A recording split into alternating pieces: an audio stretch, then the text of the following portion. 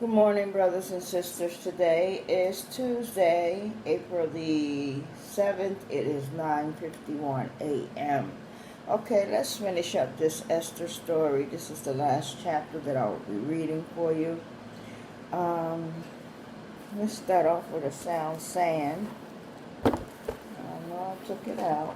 Here it is. This is coming from Psalms 121. Verse 7, and it says, the Lord shall preserve thee from all evil. The Lord shall preserve thee from all evil. He shall preserve thy soul. Okay? The second part is coming from Isaiah 43:19, and it says, I will even make a way in the wilderness and rivers in the desert. I will even make a way in the wilderness and rivers in the desert. But I want to read this one again because we have a situation in our world right now. And it's all over. It's affecting everyone. Men, children, women, old. It doesn't matter who you are, where you live. This is an all about the earth issue. Okay, and we need to remember this here verse that says, the Lord shall preserve thee from all evil. And we're particularly speaking of our troops that are bravely walking into these hospitals every day like soldiers, putting on their gear, doing whatever they do, with bravery, with conviction, with aggressiveness, and they are on the front line of this thing we are fighting. Most soldiers fight that which they can see. These troops are fighting that which cannot be seen with the naked eye. So therefore, these troops are more valuable unto us than those that fight wars. Okay, because this is a war, and this God is their protector. Okay? Yes, the shields protect them, and everything else that need to wear gloves, that's a protection, but their ultimate protector is this God here. And he says, the Lord shall preserve thee from all evil. All evil. He shall preserve thy soul. So, in all wars, we always have some kind of casualties. You can expect casualties in a war. But just because you become a victim of a casualty does not mean that you will perish. Thankfully, we have a lot of people, more people who are recovering from coronavirus than we have those that are dying. That is the great mercy of God. So, if you have a trooper among your family, you ought to be praying for them continuously without stopping. Continuously, because that is a soldier. A healthcare provider can also be a soldier. In the same way, a soldier is a soldier in the field. A healthcare provider is a soldier in a troop in the hospital. And they are doing it with grace. They are doing it with courage. They are doing it with conviction. They are doing it with bravery. And they deserve our constant prayers every day. Okay, and you ought to be proud of them. All right, let's finish the reading. And pray for them continuously. Ask God to cover them, to shine upon them. All right, so that they don't bring anything home, and they themselves do not obtain that which they cover up from. All right. Okay, so let's finish 7, and it's only a 10-verse chapter, and then we'll go on to something new. And this Haman is hung on the gallows made for Mordecai. We'll read it. This one has just 3 colors in it. It has pink for witnessing, black for sin. Actually, it only has 2 colors, pink and black. Let's begin with all pink. So the king and Haman came to the banquet with Esther the queen. Verse 2, and the king said again unto Esther, on the second day at the banquet of wine, what is thy petition, Queen Esther? And it shall be granted thee. Each time he asked her this, he always said that he will grant it to her, whatever the request. Okay? That's called favor. God has given her favor in the sight of the king. All right? So he says again to her, what is thy petition, Queen Esther? And it shall be granted thee. And what is thy request? And it shall be performed, even to the half of the kingdom. 3. Then Esther the queen answered and said, if I have found favor in thy sight, O king, and if it please the king, let my life be given me at my petition, and my people at my request. Okay, now here comes her request. Okay? I'll repeat it again. Then Esther the queen answered and said, if I have found favor in thy sight, O God, O king, and if it please the king, let my life be given me at my petition, and my people at my request. 4. For we are sold, I and my people, to be destroyed, to be slain, and to perish.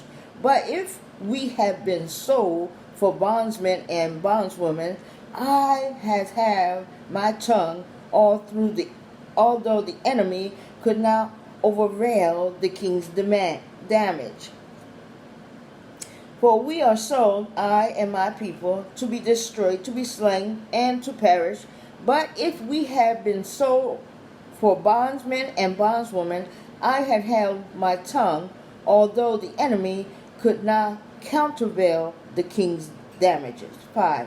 Then the king Ahasuerus answered and said unto Esther the queen, who is he, and where is he, that darts pursue in his heart to do so? 6. And Esther said, the adversary and the enemy is this wicked Haman. Then Haman was afraid before the king and the queen. All right, let's take it from 1 to 6. Haman's hung. So the king and Haman went to dine with Queen Esther, and as they were drinking wine on that second day, the king again asked Queen Esther, what is your petition? It will be given you. What is your request? Even up to half the kingdom, it will be granted. 3. The Queen Esther answered, if I have found favor with you, O king, and if it please your majesty, grant me my life, this is my petition, and spare my people, this is my request. 4. For I and my people have been sold for destruction and slaughter and annihilation.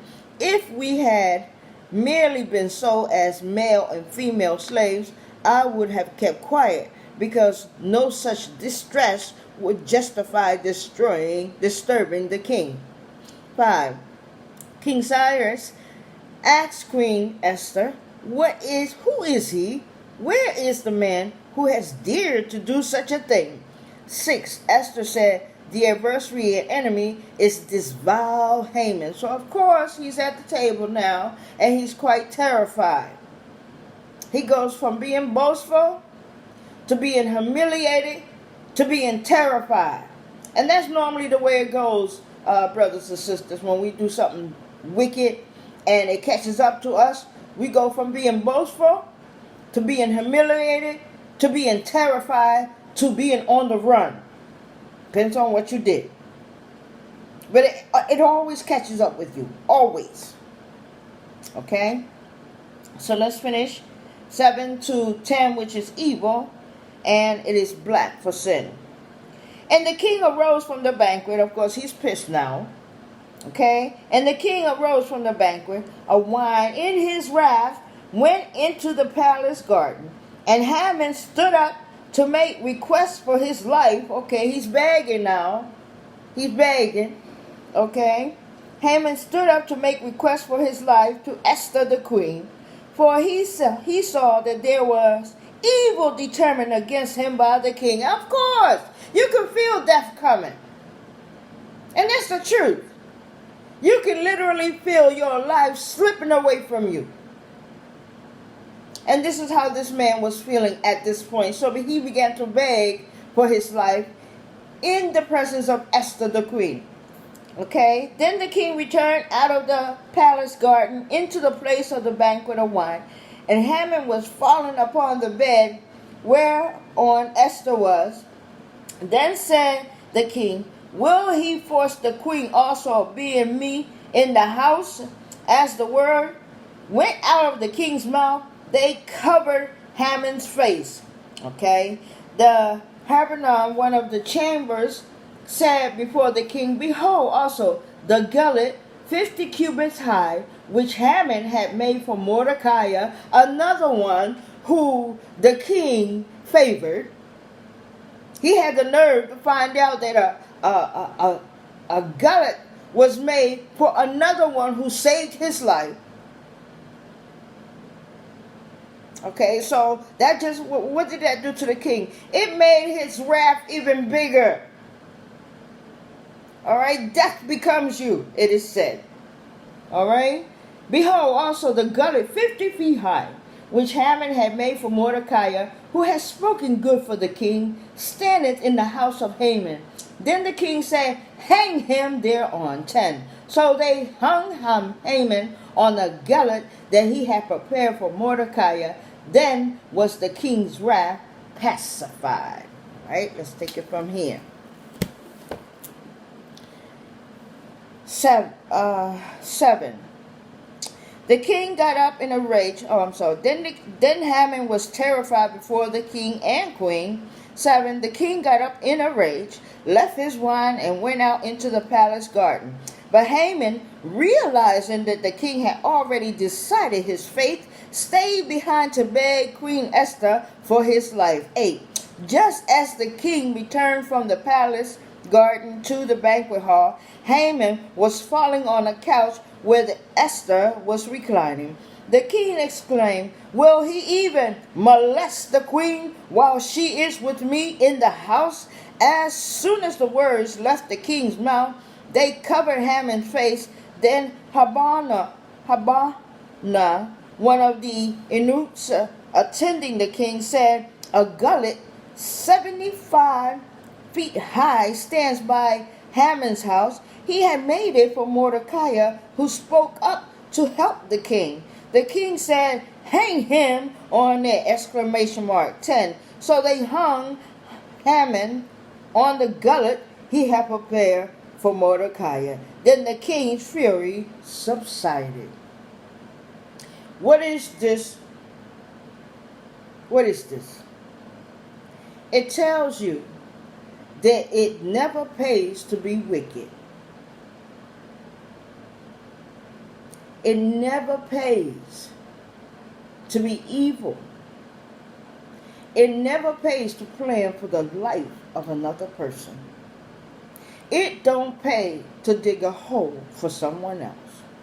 Because as my elders used to tell me, whatever hole you dig for someone else, you yourself, my brothers and sisters, will surely, without doubt, fall in it. Thank you very much for joining us here at Spiritual Order. And I had a few other words that I'd like to give to you, but it's pertaining to the warriors that we are seeing